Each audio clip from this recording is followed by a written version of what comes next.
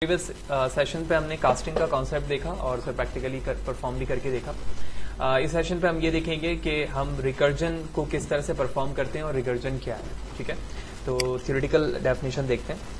Actually recursion एक technique है या प्रोसेस है और इस प्रोसेस के अंदर रहते हुए हम फंक्शन के अंदर ही अपने फंक्शन को कॉल करते हैं। ठीक है, तो डेफिनेशन क्या कह रही है? Recursion is a process of repeating items in a self similar way. In programming languages, if a program allow you to call a function inside the same function, which mean अगर आपने एक function बनाया है और उसी function के अंदर आप उसी फंक्शन को कॉल कर रहे हैं, ठीक है, then it is called a recursive call of the function। तो ये recursive call of the function कहलाता है। सिंपल वर्डिंग पे एक फंक्शन बनाने के बाद उसी फंक्शन के अंदर आप जब उस फंक्शन को कॉल कर रहे होते हैं तो ऐसे फंक्शन को हम रिकर्सिव फंक्शन कहते हैं। तो ये रिकर्सिव फंक्शन किस किस एग्जाम्पल पे या किस किस प्रोग्राम में इंप्लीमेंट की जा सकती है? ऐसे बहुत से सिनेरियोज हैं जहां पर आप रिकर्सिव फंक्शंस को इस्तेमाल करके अपने आउटपुट टास्क की तरफ जाते हैं। उन डिफरेंट प्रोग्राम्स में से दो एग्जाम्पल्स हम यहाँ पर करेंगे। सबसे पहले फाइबोनेची सीरीज यानी सीक्वेंस ऑफ द नंबर, और उसके बाद हम फैक्टोरियल देखेंगे। तो लिहाजा ये प्रीवियस कोड है, हम इसे कमेंट करते हैं।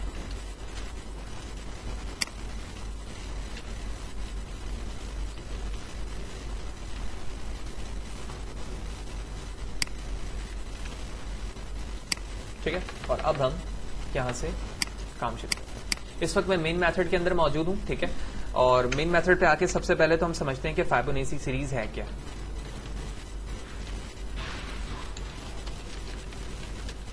तो फाइबोनेची सीरीज अपने प्रीवियस दो नंबरों का आगे आने वाला सम होता है, यानी 0, 1।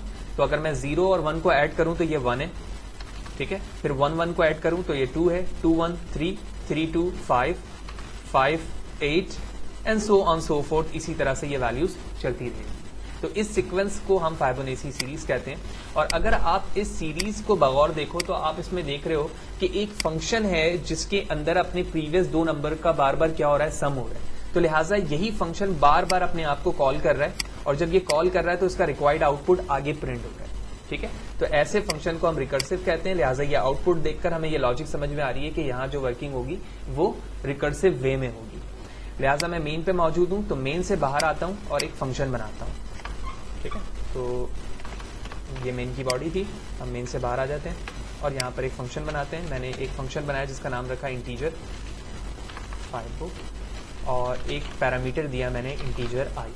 ठीक है, सबसे पहले वैल्यू स्टार्ट हो रही है 0 से, तो मैंने कहा इफ i इक्वल टू 0, तो तुम क्या करो, रिटर्न कर दो उसी नंबर को, क्योंकि मुझे वही नंबर डिस्प्ले करवाना है ना।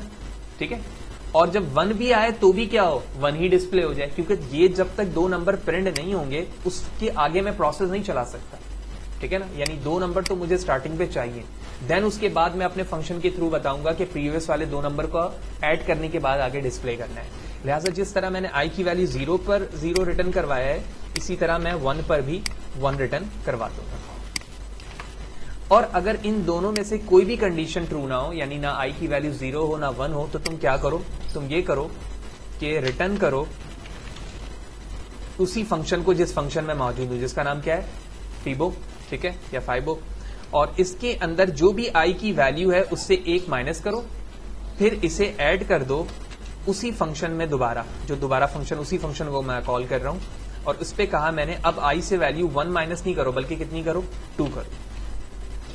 तो ये प्रोसेस चलेगा और आपस में क्या होंगे, ये दोनों ऐड होंगे, यानी इस नंबर से 1 माइनस हुआ और इस नंबर से 1 माइनस हुआ, दोनों की वैल्यू क्या ऐड हुई। दरअसल ये माइनस से मुराद क्या है कि प्रीवियस आइटरेशन पे जाओ, यानी जिस इंडेक्स में तुम यहां मौजूद थे, अब पहले एक दफा जाओ और उसके बाद कितनी दफा जाओ, 2 दफा। तो जब तुम एक दफा बिहाइंड गए तो ये नंबर मिला आपको, और जब 2 दफा गए तो ये नंबर मिला, और जब ये दोनों नंबर मिल चुके हैं तो इन दोनों को क्या करना होगा, आपने ऐड करना होगा। तो ये दोनों ऐड हुए, ऐड होने के बाद यहां पर डिस्प्ले होगा। तो ये हमारा एक फाइबोनेची फंक्शन क्रिएट हो चुका है। अब इस फंक्शन को हम कॉल करेंगे। ओके, तो यहां पर i की वैल्यू 2 नहीं बल्कि 1 ही होगी, क्योंकि यहां पर हमने 1 के बिहाफ पर रिटर्न करवानी है। तो यहां पर फंक्शन हमारा बन चुका है। अब हम एक लूप यूज करेंगे कि जो लूप की वैल्यू होगी उतने ही नंबर ऑफ आइट्रेशन चलेगी आगे की तरफ। लिहाजा मैं मेन पर आता हूं और यहां पर आके कहता हूं integer i 4, i equal to 0, i less than equal to 5, i plus plus, क्योंकि मैं चाह रहा हूं कि 5 सीरीज की वैल्यूज प्रिंट ऑफ फाइबोनेसी में, ठीक है। उसके बाद मैंने कहा प्रिंट एफ, ठीक है, और उसके बाद मैं कहता हूँ %d, कॉमा, ठीक है, इन्वर्टेड कॉमा से बाहर कॉमा, और यहां पर यानी इस जगह पर मैं अपने फंक्शन को कॉल करूंगा जो मैंने नीचे बनाया फिबो के नाम से, और यहां पर मैंने आई दे दी, ठीक है। सबसे पहले वैल्यू 0 यहां पर पास हुई, ये फंक्शन पर आया, इसने चेक किया कि क्या आई की वैल्यू 0 बिल्कुल है, इसने क्या डिस्प्ले कर दिया 0। फिर ये नीचे आया, दूसरे आइटरेशन पे आई की वैल्यू 1 हुई, इसने 1 डिस्प्ले कर दिया। देन जब आई की वैल्यू 1 से ज्यादा हुई तो फंक्शन पे कोई भी कंडीशन नहीं मिली, उसने इस आइटरेशन को यूज किया, and so on so fourth आगे की तरफ ये चलता जाएगा और अपने प्रीवियस 2 नंबर को क्या करता जाएगा, ऐड करता जाएगा। लिहाजा आप चेक करते हैं, F11 प्रेस करता हूं और आप देख रहे हो 0, 1, 1, 2, 3, 5, क्योंकि आइटरेशन मैंने 5 तक चलाई थी तो इसकी वैल्यू सक्सेसफुली फाइबोनेसी सीरीज में 5 तक ही चल रही है। मैं वैल्यू चेंज करता हूं, इस 5 की जगह हम 15 करते हैं, F11 प्रेस करते हैं, एंड लेट्स सी, उसी तरह से ये फाइबोनेसी सीरीज डिस्प्ले होती जा रही है। लिहाजा सक्सेसफुली हमने यहां पर देखा कि रिकर्सिव फंक्शन से क्या मुराद है। आप देख रहे हो कि यही फंक्शन है और इसी फंक्शन के अंदर मैं इसी फंक्शन को कॉल कर रहा हूं। लिहाजा ऐसे फंक्शन को हम क्या कहते हैं, recursive way of calling function कहते हैं, और इसी फंक्शन के रिकर्सिव वे को यूज करते हुए हमने फाइबोनेसी सीरीज प्रिंट करवाई। इसके बाद बारी आती है एक और एग्जांपल की, जिसको हम कहते हैं फैक्टोरियल। फैक्टोरियल क्या होता है पहले हम यहां पर उसे समझ लेते हैं। तो मैं मेन मेथड में रहते हुए यहां पर फैक्टोरियल का मतलब ये है कि किसी भी जब पेयर की हम बात करते हैं, जैसे फॉर एग्जांपल कोई हमारे पास डाइज है, ठीक है, उसके कितने ऑकरेंस हो सकते हैं, कितने चांसेस हो सकते हैं, वो उसका फैक्टोरियल कहलाता है आसान लफ्जों।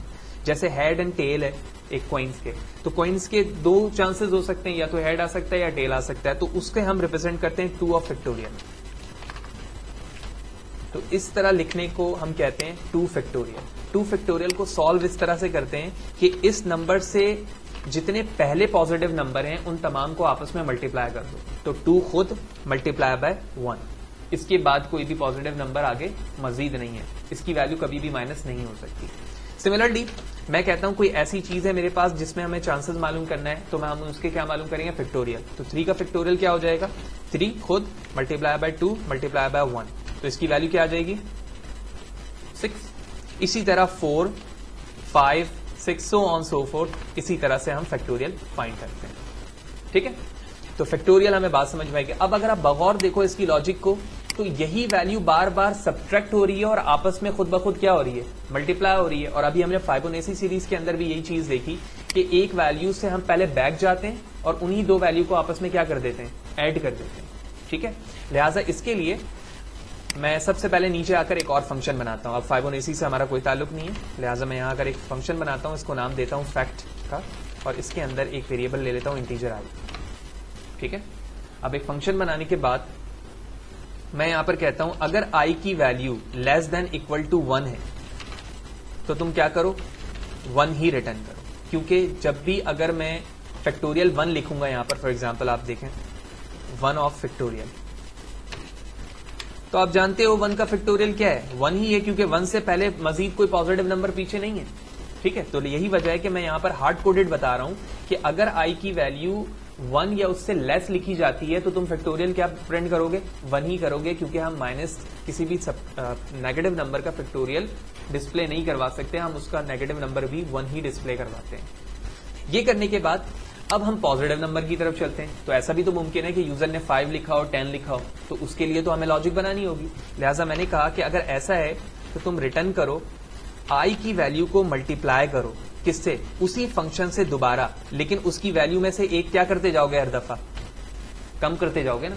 यानी अगर इसकी लॉजिक को समझो तो तुमने जब 4 लिखा है तो फंक्शन में तुम ये बता रहे हो 4 तुम लिखो तो, लेकिन उसके आगे मल्टीप्लाई करो 4 माइनस 1, तो 4 माइनस 1 क्या हो गया, फिर दोबारा से ये फंक्शन कॉल हुआ, क्योंकि अभी तक वैल्यू 1 या उससे कम नहीं हुई है। फिर क्या हुआ इसकी वैल्यू 2, फिर क्या हुआ 1, और जैसे 1 हुआ वैल्यू खत्म हो गई।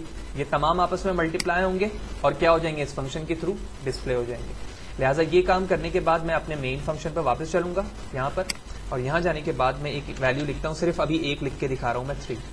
तो integer i equal to 3, printf the factorial of i is, और यहाँ पर मैं ठीक है लार्ज ब्रैकेट में 3 भी लिख देता हूँ ताकि हमें याद रहे आई की वैल्यू क्या है 3 है। ठीक है, अब इसकी वैल्यू यहाँ पर डिस्प्ले करवानी है मुझे, जो कि क्या आनी चाहिए 6 आनी चाहिए। लेट्स सी, अब मैं फंक्शन का नाम लिखूंगा फैक्ट, और इसकी वेरिएबल वैल्यू क्या होगी आई। एक वैल्यू अभी दिया, ऑल्दो हम लूप के थ्रू भी अभी मल्टीपल वैल्यू कराएंगे। F11 प्रेस करता हूँ।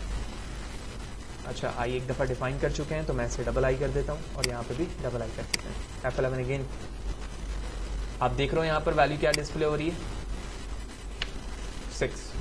ठीक है, तो हमारा आउटपुट इसका मतलब है बिल्कुल सही डिस्प्ले हुआ है। अब मैं इसी एक वैल्यू के बजाय एक लूपिंग के थ्रू वैल्यू को डिस्प्ले कराता हूं, जैसे मैंने फाइबोनेसी सीरीज प्रिंट की है, इसी तरह 1 से लेकर 10 तक के तमाम वैल्यूज का फैक्टोरियल प्रिंट करवाता हूं। लिहाजा इसके लिए मैं यहां पर आऊंगा और एक लूप बनाऊंगा for double i equal to 0, double i less than equal to 10 and double i plus plus, curly bracket start, curly bracket close. ठीक है, बाकी तमाम वैल्यूज वैसी रहेंगी। F11 प्रेस करता हूं एंड लेट्स सी। ओके, कुछ मसला है। ओके, तो जब हम लूप इस्तेमाल कर रहे हैं तो यहाँ पर हमें आई की वैल्यू हटानी होगी, क्योंकि जाहिर सी बात है आप आई की वैल्यू को बार बार एक्सचेंज कर रहे हैं लूप के थ्रू, तो वो मैंने वहां से वैल्यू हटा दी। कंट्रोल एस करता हूँ, दोबारा चेक करते हैं F11 एंड लेट्स सी। अभी भी हमारे पास कुछ गलती है।